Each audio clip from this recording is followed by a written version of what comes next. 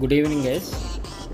మనది ప్యాంగాంగ్ లేక్కి ఇంకా రైడ్ కొనసాగుతూ ఉంది. మీకు లాంగ్ డిస్టెన్స్లో బ్లూ కలర్లో కనబడుతుంది కదా, అది లేక్. ఇది ఫస్ట్ వ్యూ పాయింట్ అంటారనమాట అండి. ఇది ఇక్కడ నుంచి లేక్కి 4 కిలోమీటర్స్ ఉంటుంది మన అకామిడేషన్ ప్లేస్కి.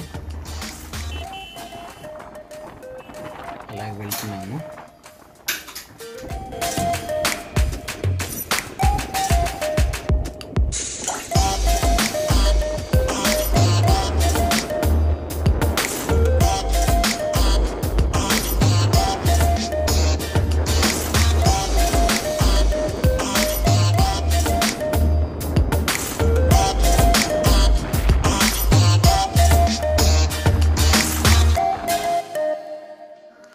జస్ట్ మనం ఒకసారి దిగామండి. ఒకసారి వ్యూ దగ్గర ఫొటోస్ గట్రా తీసుకొని రిలాక్స్ అవుతున్నాం. అందరం గ్యాదర్ అవ్వడానికి 1 by 1 వస్తున్నాం కదా. ఇక్కడ ఒకసారి ఆగి మళ్ళీ స్టార్ట్ అవుతాము. జస్ట్ రిలాక్సింగ్ కోసం ఒకసారి ఆగవలసి వచ్చింది.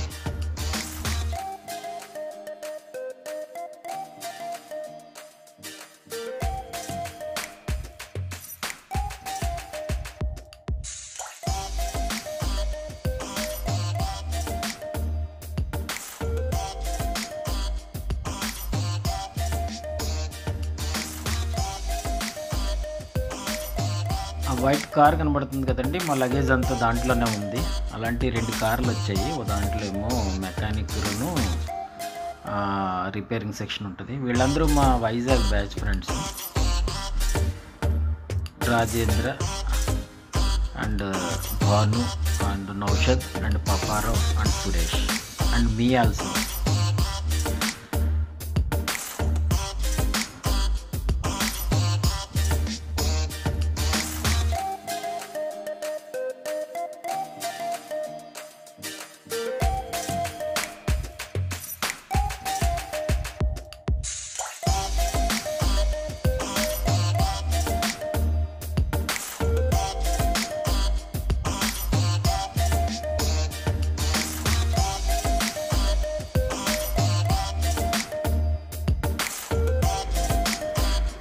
స్టార్ట్ అయ్యండి రైడ్.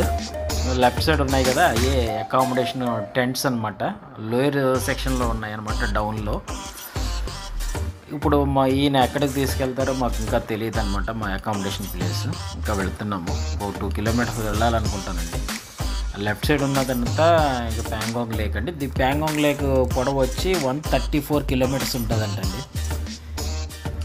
టోటల్ ప్యాంగాంగ్ లేక్ మన చైనాకి మనకి పార్టీషన్ కింద ఉందనుకున్నాం కదండి.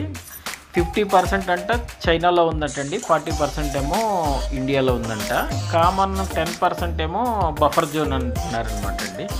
ఎవరికి చెందిన ఏరియా కింద 10% పెట్టారనమాట. టైం వచ్చి 7 దాటుతుందండి. అందుకే మా వాళ్ళు బైక్స్కి లైట్స్ వేసాం అనమాట. కొద్దిగా షేడ్ అయ్యింది light.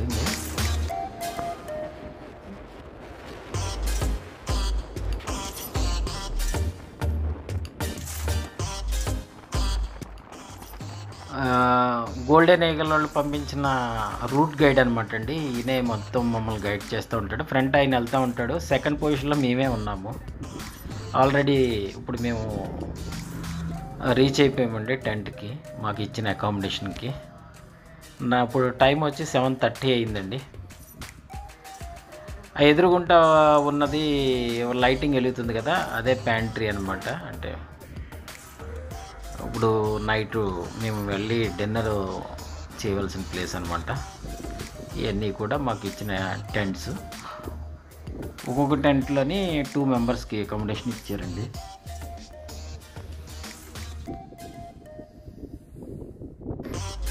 Good night guys. Night అయింది కదా, బాయ్ బాయ్. టుమారో మార్నింగ్ కలుద్దాం.